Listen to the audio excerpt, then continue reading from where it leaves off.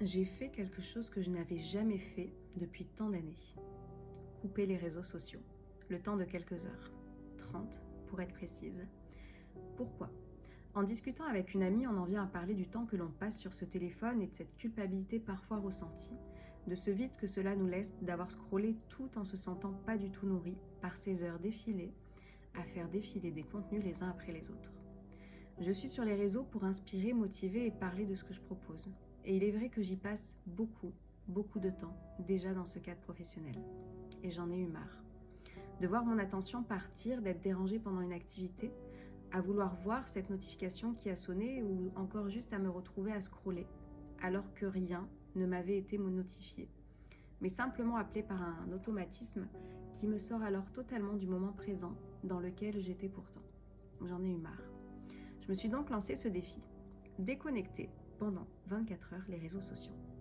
Alors j'avoue, je ne me suis pas encore sentie d'enlever tous les écrans, mais déjà de ne plus aller sur les TikTok, Insta et Facebook pour pouvoir être centrée et dans plus de calme. C'est donc samedi soir que j'ai dit j'enlève la 4G et je suis prête à expérimenter cette fin de week-end déconnectée. Et le bien que j'en ai ressenti. Je me suis rendu compte qu'en le faisant, une première peur est née.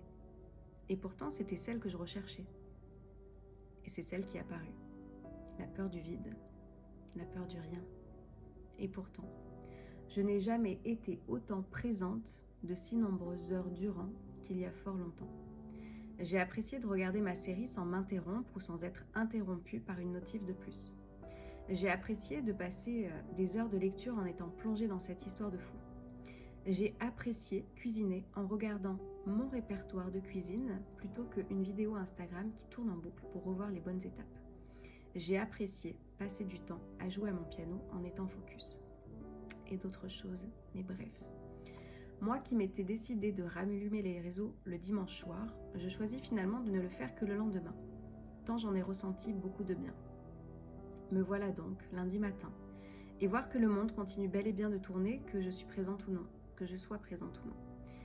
Et que moi, j'ai pu passer du temps de qualité sans être envahie par des notifications ou simplement par mon manque d'attention à être parasitée par cet objet. En rallumant mon téléphone, je me suis souvenue d'un événement de ma vie que j'avais complètement oublié, il y a bien des années en arrière.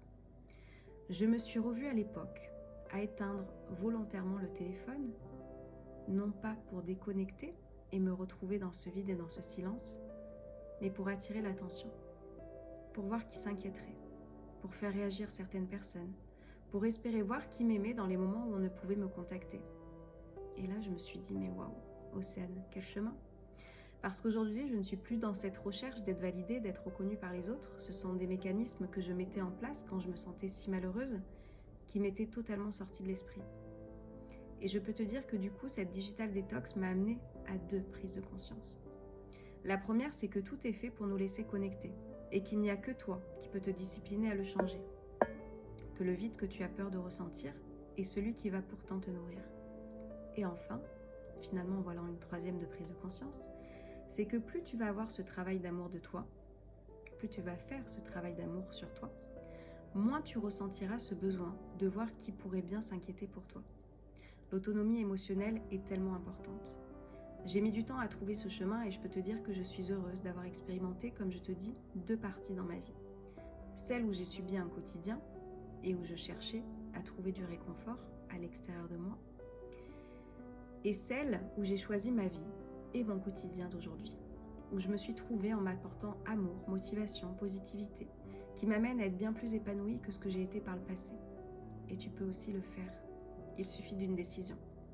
Je te souhaite une merveilleuse semaine et je serai heureuse de te lire, à savoir si c'est quelque chose que tu as déjà fait, que tu vas faire, ou que cela te semble pour l'instant impossible à réaliser, ou que tu en sois fière de cogiter pour te faire évoluer vers cette vie qui t'épanouit davantage que par le passé. Avec mes plus belles énergies positives, Océane.